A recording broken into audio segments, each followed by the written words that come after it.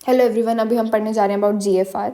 तो basic principle क्या है हमारा कि जीएफआर का मतलब क्या होता है। ग्लोमेरुलस से हमारा बोमन कैप्सूल के अंदर जाना, फिल्ट्रेशन होना। तो फिल्ट्रेशन किस पे डिपेंड करेगा? एक तो प्रोटीन पे डिपेंड करेगा, एक हाइड्रोस्टैटिक प्रेशर। प्रोटीन क्या एग्जर्ट करता है? हमारा oncotic pressure and hydrostatic pressure. अब दोनों जगह के अपने अपने ऑनकोटिक प्रेशर वगैरह होंगे। अब वो हमें अरेंज करना है कि विच वन इज़ फेवरिंग अस। ठीक है, तो हमारा बेसिक डायरेक्शन क्या है? हमारा डायरेक्शन रहेगा इस फोटो के अकॉर्डिंग फिल्टर की तरफ। ठीक है, तो pressure exerted by hydrostatic pressure in blood vessel, उसको बोलेंगे ग्लोमेरुलस का। ठीक है, जो इन्होंने इसके थ्रू बताया है, पी के थ्रू बताया है। ठीक है, तो PGC का मतलब क्या हुआ? हाइड्रोस्टेटिक प्रेशर की टेंडेंसी होती है to go away from the place. पानी को उड़ना है, पानी इधर से हमेशा आपको पोज करके भाग जाएगा। ठीक है, जबकि जो हमारा प्रोटीन होता है उसकी ऑनकोटिक प्रेशर होता है ना, उसको इन्होंने पाई के थ्रू बताया। पाई ऑफ ग्लोमेरुलस हैव टेंडेंसी कि वो लालची है, अपने पास रख लेगा उसको। आप तुम दौलत दोगे, वो अपने पास रख लेगा, जेब में ले लेगा कि हाँ हाँ मुझे चाहिए मुझे चाहिए, but it is not favouring our direction, right. तो ये माइनस करेंगे। फिर हम दूसरी तरफ जाते हैं, बोमन कैप्सूल की बात कर रहे हैं। बोमन कैप्सूल में हाइड्रोस्टैटिक प्रेशर है जो हमारा कैपिटल P से बताया इन्होंने, it will not favour our GFR, तो उसको भी हम माइनस करेंगे। एंड पाई ऑफ दिस मतलब ऑनकोटिक प्रेशर से जो एग्जर्ट हुआ है, तो इट इज़ फेवरिंग। देखो वो हमारा नेगेटिव बन रहा था वहाँ पे, but it is favouring here. तो इट ऑल डिपेंड्स कि कहाँ पर आप उसको रख रहे हैं ऑनकोटिक प्रेशर को।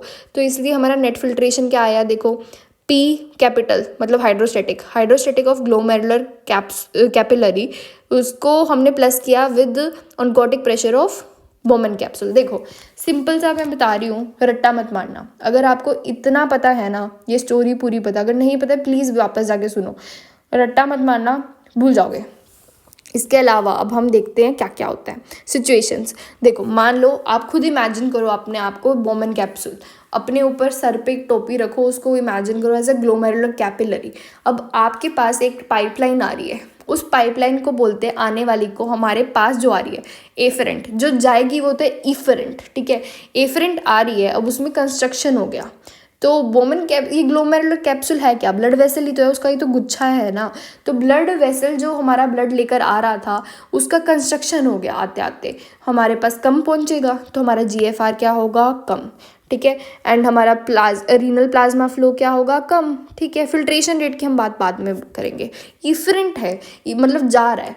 अब वहाँ से कोई चीज़ हमारे से पानी के फ्लो जा रहा है, वहाँ पे कुछ प्रॉब्लम हो गई कि नैरो हो गया वो, तो कंस्ट्रक्शन के कारण वो हमारे पास ज़्यादा रहेगा ब्लड। ठीक है, हमारे घर पे ज़्यादा रहेगा, तो अब ज़्यादा रहने के कारण फिल्ट्रेशन जो है हमारा इंक्रीज़ हो जाएगा, लेकिन लेटर डिक्रीज़ हो जाता है, अलग बात है। एंड रीनल प्लाज्मा फ्लो भी कम हो जाएगा कंस्ट्रक्शन के कारण। ठीक है, हम बात करते हैं प्रोटीन की। अब हमने क्या किया? प्लाज्मा मतलब ब्लड वेसल के अंदर ऑनकोटिक प्रेशर जो है हमने बढ़ा दिया, तो उससे क्या होगा? अब हमारा ऑनकोटिक प्रेशर तो लालची था, तो अपने अंदर सारा पानी रख लेगा, तो हमारे GFR को फेवर नहीं करेगा। ठीक है, सेम चीज़ अब अगर हमने कम कर दिया तो GFR को फेवर करेगा। अब कंस्ट्रक्शन ऑफ यूरेटर की बात करते हैं। कंस्ट्रक्शन ऑफ यूरेटर में क्या होता है कि आप इमेजिन करो किडनी के तक हमारा यूरेटर में सारा प्रेशर क्रिएट हो गया।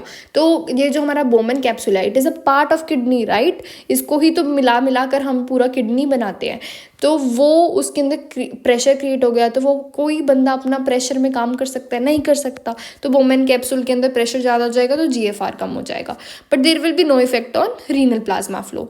एंड डिहाइड्रेशन की बात करते हैं। डिहाइड्रेशन में GFR तो कम होगा, बट मेन रीज़न क्या है? हमारा रीनल प्लाज्मा फ्लो काफ़ी ज़्यादा कम हो जाएगा, मतलब ब्लड कम हो गया।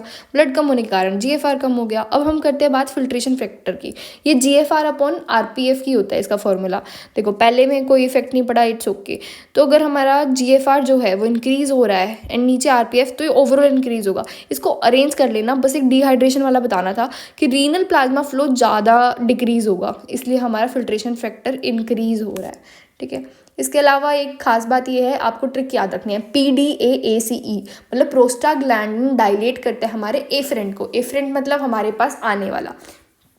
अच्छा, हमारा रिवाइज में जगह देखते हैं। तो हमारा प्रोस्टाग्लैंडिन ने डायलेट किया एफरेंट, मतलब हमारा GFR बढ़ गया। ठीक है, and angiotensin constrict ACE, angiotensin क्या करते हैं? कंस्ट्रिक्ट करता है हमारे ईफरेंट को। ईफरेंट अगर कंस्ट्रिक्ट हो रहा है तो हमारे पास GFR ज़्यादा हो जाएगा। ठीक है, वही सेम एग्जांपल दिया है। अब इसके एप्लीकेशन क्या है? एप्लीकेशन ये है कि अगर आपने AC ही इनिबिटर दिया, मतलब हमारा इसका अपोजिट काम होगा। AC इनहिबिटर से क्या होगा हमारा, नॉर्मली एंजियोटेंसिन जो था वो हमारा GFR को इंक्रीज कर रहा था, यहाँ पर हमारा कम हो जाएगा। एंड आपने कंस्ट्रक्शन की थी तो RPF तो वैसे ही कम होना था, अब वहाँ पे उल्टा हो जाएगा। प्रोस्टाग्लैंडिन के इनहिबिटर्स भी होते हैं, अगर आपने वो दिया तो उसमें भी सेम अपोजिट हो जाएगा, NSAID होता है उसका एग्जाम्पल, ठीक है। तो नॉर्मली हमारा फिल्ट्रेशन फैक्टर कितना होता है 20%। And I think so that is all. अगर हाँ देखो इसकी चलो लेबलिंग देख लेते हैं। जक्स GJ सेल दिखा रखा है, मैक्यूलर डेंसा दिखा रखा है इन्होंने। देखो DCT से रिलेटेड होता है हमारा मैक्यूलर डेंसा, ये भी क्वेश्चन काफ़ी बार पूछते हैं। I think so that's all. Thank you.